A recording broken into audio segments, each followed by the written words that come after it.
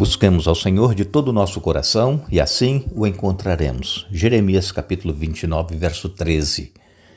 Agradecemos a Deus por Ele permitir estarmos mais uma vez juntos.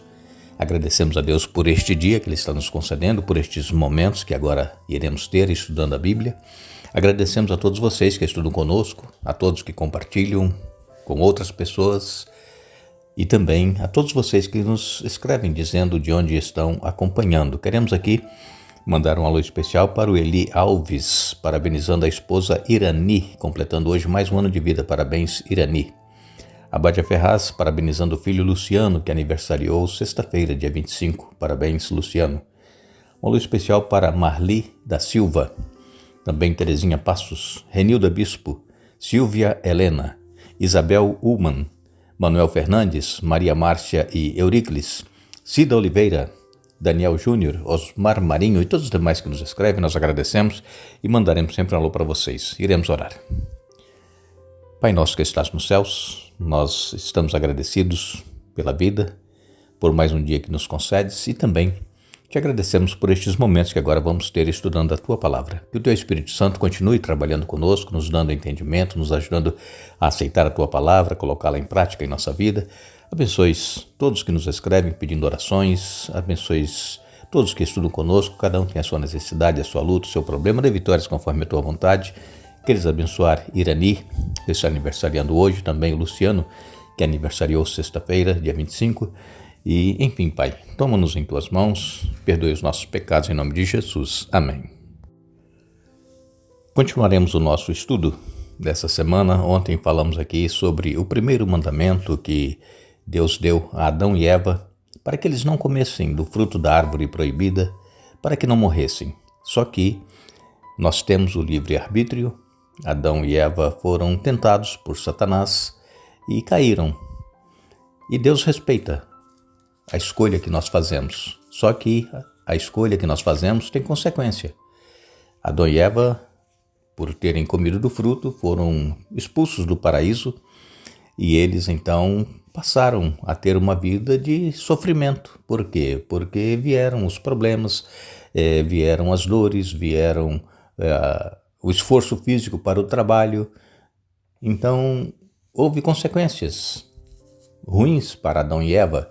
Só que eles permaneceram fiéis e confiantes na promessa de Deus que havia dito que enviaria o descendente da mulher. E Adão e Eva aceitaram essa promessa e viveram nessa promessa. Eles foram perdoados pelos pecados pelo pecado original que eles cometeram, que foi desobedecer a Deus lá no Jardim do Éden, mas consequentemente depois que saíram do paraíso, eles continuaram cometendo outros pecados, como nós também. Às vezes, involuntariamente, nós cometemos pecados, nós falhamos e Deus nos perdoa se nós confessarmos. Houve um crescimento populacional até quando chegou o dilúvio e depois, então, Noé e a sua família começaram a repovoar a terra novamente. Deus, então, chama Abraão para fazer dele uma grande nação. E quando Israel já estava estabelecido em Canaã, eles quiseram ser iguais às outras nações, eles quiseram ter um rei. E sabemos, irmãos, que o ser humano é falho. O ser humano, ele se corrompe facilmente. E assim como Deus não queria que Israel tivesse um rei humano, porque Deus era o próprio rei, mas Deus, como eu disse agora há pouco, respeita as nossas escolhas, nossas decisões e deixou que eles então tivessem um rei. Só que vimos que esses reis, a maioria deles, se afastaram de Deus.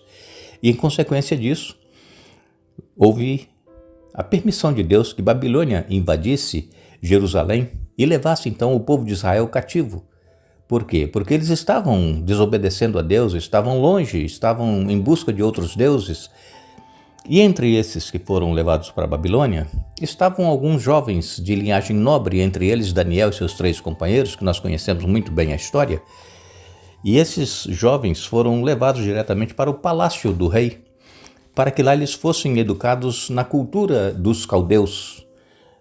Babilônia, quando conquistava outras nações, escolhia os melhores de linhagem nobre para poder colocar na mente deles a cultura dos caldeus, para que eles pudessem fazer aquilo que os caldeus queriam que eles fizessem. No caso aqui era a Babilônia.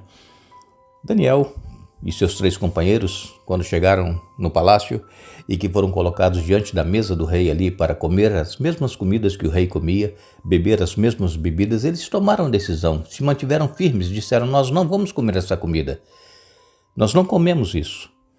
E o chefe que estava responsável por eles ficou preocupado porque pensou que eles não iriam ficar fortes, sadios, corados, e o rei então iria ver que eles não estavam bem e iria tirar a vida do próprio chefe que estava cuidando deles. Mas Daniel disse: faça um teste. E o chefe resolveu fazer o teste 10 dias, e no final dos 10 dias eles eram mais bonitos, mais fortes, corados do que os outros que comiam todas as comidas que estavam ali na mesa do rei. Nós conhecemos também a história que depois de 3 anos que eles estavam ali no palácio, eles eram levados perante o rei para poderem fazer ali um teste do que eles haviam aprendido. E esses 4 jovens hebreus, eles eram mais inteligentes do que todos os outros que lá estavam e que participaram durante esses 3 anos do aprendizado da cultura dos caldeus. Acontece que o rei Nabucodonosor teve um sonho e ele não se lembrava mais desse sonho. E ele chamou os sábios, os adivinhos, para que pudessem dizer o que ele havia sonhado. E esses sábios e os adivinhos disseram: olha, isso é impossível. Saber o que você sonhou, não, isso fala pelo menos alguma coisa. E o rei disse: não lembro nada, vocês têm que saber. E decretou então que todos eles fossem mortos. Inclusive entre os sábios e adivinhos estava Daniel e os seus 3 companheiros. Mas aí Daniel pediu um tempo para que ele pudesse pedir a Deus que desse o sonho para ele e ele dissesse ao rei. E assim aconteceu. Deus deu o sonho para Daniel, o mesmo sonho que havia dado ao rei. E aqui em Daniel capítulo 2, nos versos 31 a 35, nós lemos: em sua visão, ó rei, havia à sua frente uma enorme estátua brilhante e a aparência dela era assustadora. A cabeça da estátua era feita de ouro puro, o peito e os braços eram de prata, a barriga e os quadris eram de bronze, as pernas eram de ferro e os pés uma mistura de ferro e barro cozido. Enquanto o rei observava, uma pedra foi cortada de uma montanha, mas não por mãos humanas. Ela atingiu os pés de ferro e barro e os despedaçou. Toda a estátua se desintegrou em minúsculos pedaços de ferro, barro, bronze, prata e ouro, e então o vento levou tudo como se fosse palha na eira, mas a pedra que derrubou a estátua se tornou uma grande montanha que cobriu toda a terra. Aqui está então a visão da estátua que o rei havia sonhado, mas não lembrava, e depois Daniel ele deu a interpretação do que simbolizava aqueles metais, o ouro, a prata, o bronze, o ferro. E vejam, irmãos, como que os reinos eles vão se sucedendo. Cada parte dessa da estátua simbolizava um reino. A cabeça de ouro era o próprio reino de Nabucodonosor, a Babilônia. Depois da Babilônia veio Medo-Pérsia, que era prata, simbolizado pelas pratas do peito e dos braços. Depois de Medo-Pérsia veio a Grécia, e que era simbolizado pelos quadris de bronze. E depois então Roma, que era simbolizado pelas pernas de ferro. E no final lá embaixo os pés misturado ferro com barro. É interessante nós notarmos aqui a decadência. Veja, a decadência, por quê? Porque o ouro é o mais cobiçado dos metais, é o metal mais valioso, não é? O ouro era a cabeça, depois veio a prata, que é inferior ao ouro, depois veio o bronze, mais inferior ainda que a prata, e aí depois o ferro. Vejam a decadência, como que o mundo vai decaindo, os governos vão decaindo, vão perdendo aquela força, aquele poder que os reinos gostam de ter. E isso tudo aconteceu e se cumpriu como Daniel interpretou para o rei essa visão, aconteceu. Quando Daniel deu a interpretação, estava no reino de Babilônia. E ele disse, haveria o outro reino que seria a Medo-Pérsia, depois a Grécia, depois Roma. E veja o que Deus revela antes das coisas acontecerem. E então, quando o rei estava olhando aquela estátua no sonho, ele viu que uma pedra foi cortada sem mão, veio de uma montanha e bateu nos pés da estátua e esmiuçou a estátua. Quebrou toda aquela estátua e aquela pedra se tornou um grande monte. E esse grande monte, aqui na visão de Daniel, simboliza o reino que Jesus Cristo vai estabelecer, que será um reino eterno, um reino que não terá fim. Todos os reinos terrestres que o rei Nabucodonosor viu na visão e que Daniel interpretou, todos esses reinos passaram. E isso já aconteceu em todas as eras. Os reinos vão passando, outros impérios vão sucedendo os anteriores, e assim nós vemos como que este mundo nada é eterno, tudo é passageiro. Mas o reino que Jesus vai estabelecer, representado por aquela pedra que veio e que derrubou a estátua, esse reino vai ser eterno. E é esse reino que nós estamos aguardando.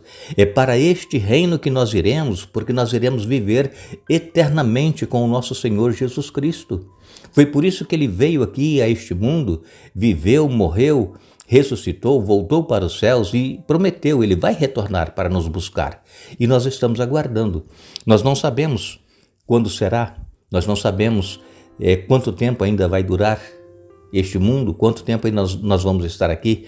Mas Jesus, em Mateus, no capítulo 24, nos versos 6 e 7, ele deixou aqui os sinais do que estaria acontecendo pouco antes da sua vinda. Ele disse que haveria guerras, rumores de guerras, nação contra nação, reino contra reino. Ele disse que haveria pestes, enfermidades. E também Jesus disse que haveria fome, terremotos em várias partes do mundo. Mas ele disse o seguinte, olha, ainda não é o fim, é o princípio das dores. E nós estamos vivendo exatamente esses dias da história do mundo em que essas coisas estão acontecendo, que Jesus profetizou lá no Sermão do Monte, Mateus 24, você pode ler. É exatamente este momento que nós estamos vivendo e que nos mostram que Jesus está muito próximo de voltar e que aquela grande pedra que foi vista no sonho de Nabucodonosor, que é o reino de Jesus Cristo, está para chegar. Que nós possamos buscar a presença de Deus cada dia em nossa vida, que nós possamos nos consagrar a Ele cada manhã, que nós possamos nos render, nos humilhar, pedir perdão por faltas, pecados que cometemos e pedir a Ele forças para nós prosseguirmos nesta caminhada, que nós não venhamos a desistir, porque se nós perseverarmos até o fim, mesmo em meio às dores, lutas, sofrimentos que passamos, se nós perseverarmos, nós seremos salvos. Que Deus tenha misericórdia de cada um de nós, que Deus nos abençoe, que Deus nos dê um bom dia. Retornaremos amanhã para dar sequência ao estudo desta semana, mas não nos esqueçamos. Jesus, ele disse, examinem as Escrituras, porque elas testificam de mim. João capítulo 5, verso 39. Que Deus nos abençoe.